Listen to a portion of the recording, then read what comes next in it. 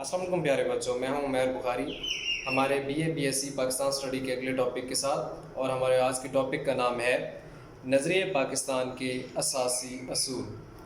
مطلب وہ کون سے اصول تھے جو نظریہ پاکستان کی اساس بنے۔ ان میں سب سے پہلے ہے اسلامی قومیت۔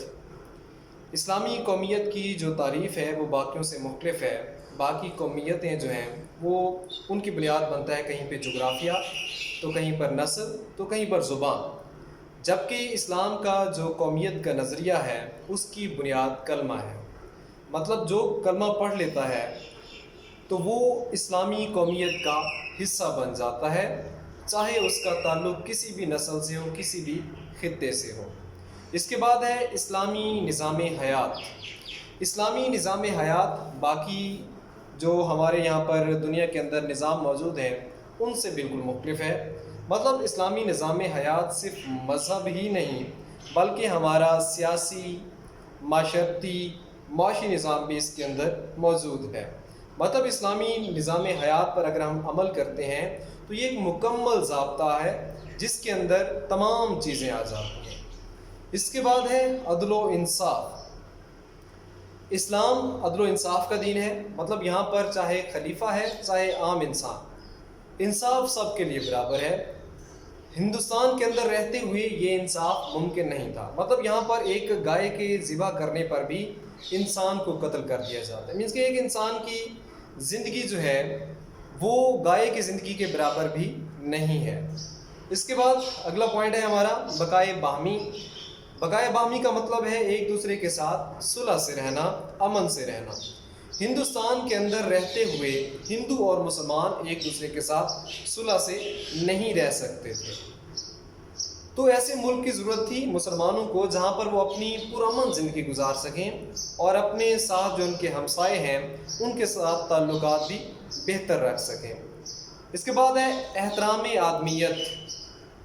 ایک اسلامی ملک کے اندر ہی احترام آدمیت ممکن تھا، کیونکہ ہندوستانی معاشرے کے اندر جیسا کہ میں نے پہلے بتایا تھا ذات پات کا وہاں پر نظام ہے۔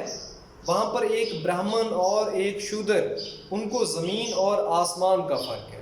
مینس کہ ایک شودر کی زندگی کی قیمت جانور کی زندگی کے برابر بھی نہیں تھی، اس سے بھی کم تھی۔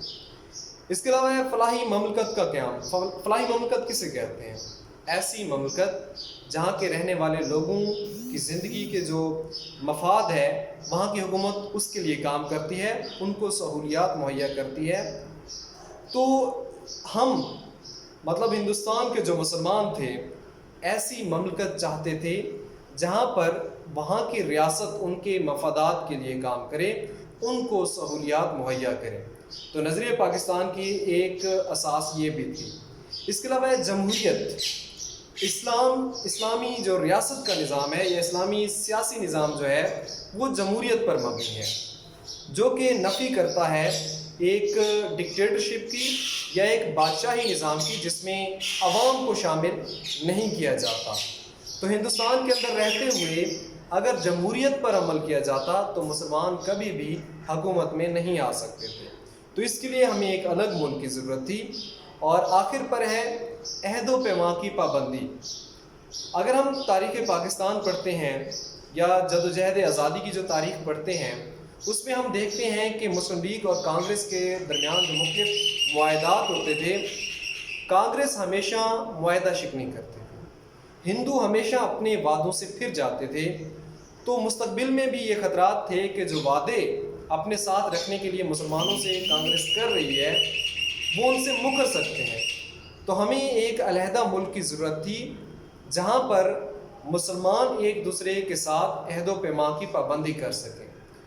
تو یہ ہمارا آج کا ٹاپک تھا جس کا مرکزی خیال یہ بنتا تھا کہ پاکستان حاصل کرنے کے لیے جو نظریہ تھا اس کی بنیاد میں کون سے اصول شامل تھے جن پر اگر عمل کیا جائے تو نظریہ پاکستان جو ہے اس کے جن بنیاد پر وہ حاصل کیا گیا تھا وہ مفادات ہم حاصل کر سکتے ہیں۔ تو انشاءاللہ کل اگلے ٹاپک کے ساتھ حاضر ہوں گے، تب کے لیے اللہ حافظ۔